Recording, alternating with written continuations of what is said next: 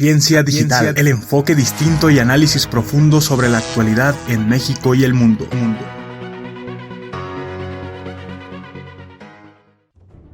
Alerta mexicanos. Esta alerta para el pueblo mexicano viene desde lejos, desde hace unos 60 años, en el cual el nuevo orden mundial empezó a influir en la vida de las personas del mundo occidental. Inició con aires de libertad y desparpajo, promocionando las drogas, el libertinaje sexual y el rock and roll, que fueron las banderas de toda una generación a la cual se incorporaron las revoluciones político-sociales contra el establishment de aquella época.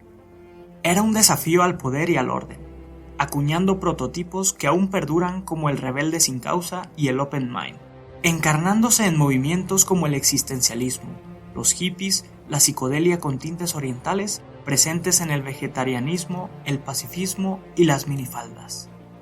¿Quién no recuerda a Vándaro ya en los años 70?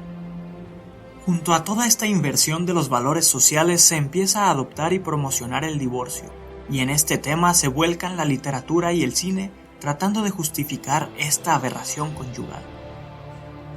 Por su parte, el gobierno maiciado por los organismos internacionales como el Banco Mundial y el Fondo Monetario Internacional, entre otros, condicionaban los préstamos como la Alianza por el Progreso a reducir la natalidad en los países garantes de estos préstamos, y que un porcentaje muy considerable acababa en los bolsillos de los políticos corruptos. Los países en cuestión utilizaban el aparato del Estado para difundir esta perversa política poblacional con eslogans tan inocentes como «La familia pequeña vive mejor», y de ser las familias de aquella época de entre 6 a 10 hijos, se redujo drásticamente a 3 en cosa de algunos años. Pero todo esto no satisfizo a la élite oscura y se propusieron inundar a los países con píldoras anticonceptivas y condones salidos de las farmacéuticas de David Rockefeller. En el caso de México, las campañas eran más agresivas, ya que las recomendaciones de Kissinger en su Memorándum 200 apuraba para reducir la población en México en forma drástica y despiadada. Luego vino toda una campaña desde el gobierno para convencer a la población masculina para someterse gratis a la vasectomía y así enfrentar la paternidad responsable. Pero en México tenemos una conciencia viril muy difícil de vencer y no dio resultados.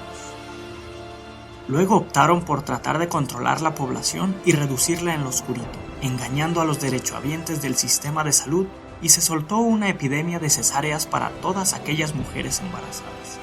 Y al final de su gestación, y con mentiras, las sometían a unas cesáreas en las que aprovechaban los médicos sin escrúpulos a un ligamento de trompas, para así reducir la fertilidad. Todos estos esfuerzos de la élite y sus cómplices en los gobiernos en paralelo empezaban a implementar políticas sociales para fomentar un pansexualismo brutal y convencer a las mujeres de sus derechos reproductivos.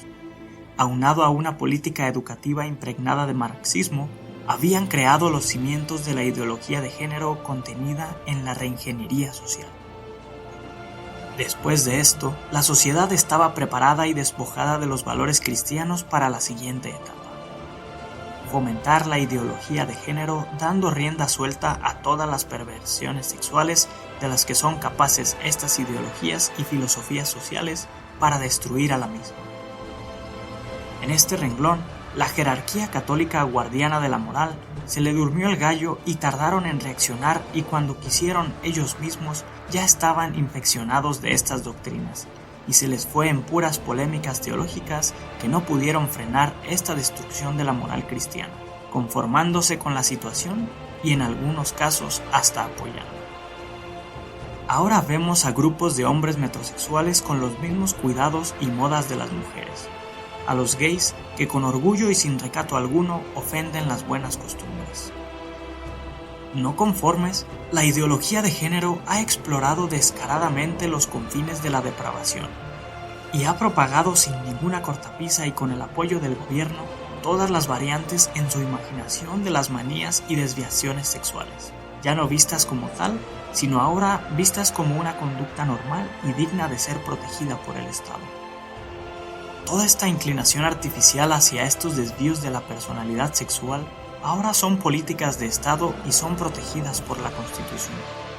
Asimismo, la más escandalosa de esta agenda es el aborto, esta incalificable propuesta que asesina a los no nacidos. Han cubierto este genocidio con un "no pasa nada", y la ciudadanía lo percibe como un derecho más de las mujeres. El feminismo es el que más apoya esta propuesta de la élite, y ya nos ha costado la muerte de más de 250,000 mexicanos que no han tenido la oportunidad de vivir porque creen que no pasa nada y no hay sanciones, ni pena, ni vergüenza. Esta decisión atenta contra la generación de reemplazo que arriesga el futuro de México, independientemente del daño moral y psicológico a las mujeres que se someten a esta infernal disposición avalada, promovida y financiada por el Estado. Como el afán de estirar la cuerda hasta el final, los hacedores de todos estos vicios que degradan al ser humano tienen su agenda perversa y llegan más allá de lo inconcebible y están tratando de implantar a nivel mundial la pedofilia, una aberración que viene siendo experimentada en Alemania desde los años 70. En la actualidad ya empiezan a trabajar en este nefando plan y tratan de convencer a la sociedad que no tiene nada de malo las relaciones pedófilas y han echado a andar el aparato de propaganda para llegar a este fin. Si lo dejamos llegar y seguimos callados, dejando hacer a esta diabólica élite, no tardaremos en llegar a ver la antropofagia y el suicidio como una cosa común y corriente y con etiqueta de un derecho humano inalienable. ¡Alerta, mexicanos!